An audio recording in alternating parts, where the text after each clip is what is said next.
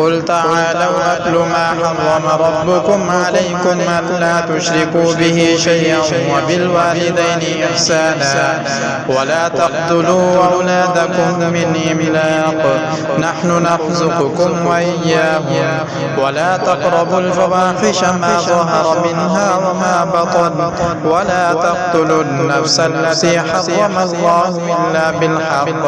ذلكم وصاكم به لعلكم تعقلون ولا تقربوا مال اليتيم إلا بالتي هي أحسن حتى يبلغ أشده وأوفوا الكيل والميزان بالقسط لا نكلف نفسا إلا وسعها وإذا قلتم فاعدلوا ولو كان ذا قربى وبعهد الله أوفوا ذلكم وصاكم به لعلكم تذكرون وأن هذا صراطي مستقيما فاتبعوه ولا تتبعوا السبل فتفرق بكم عن سبيله ذلكم وصاكم به لعلكم تتقون ثم آتينا موسى الكتاب تماما على الذي أحسن وتفصيلا لكل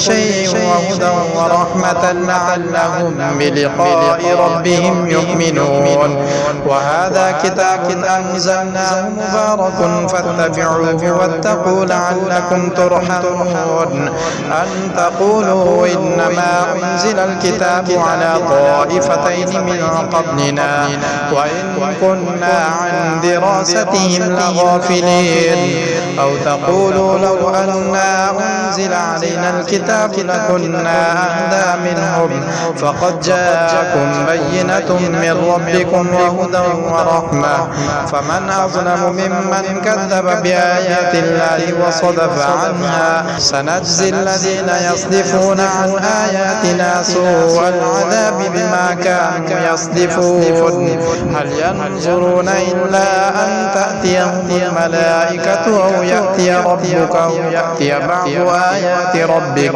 يوم يأتي بعض آيات ربك لا ينفع نفسا إيمانها لم تكن آمنت من قبل أو كسبت في إيمانها خيرا قل انتظروا إنا منتظرون إن الذين فرقوا دينهم وكانوا شيعا لست منهم في شيء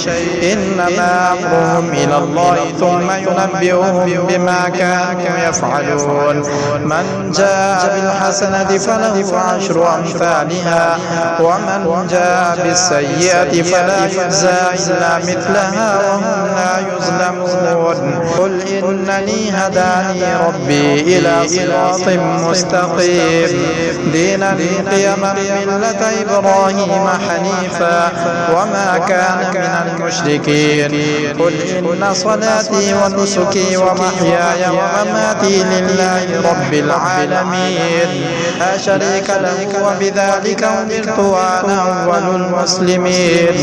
قل أغير الله أبغي ربا وهو رب كل شيء ولا تكسب كل نفس إلا عليها ولا تزر وازرة وزر أخرى ثم إلى ربكم مرجعكم فينبئكم بما كنتم فيه تختلفون وهو الذي جعلكم خلائف الأرض ورفع بعضكم فوق بعض درجات ليبلوكم فيما آتاكم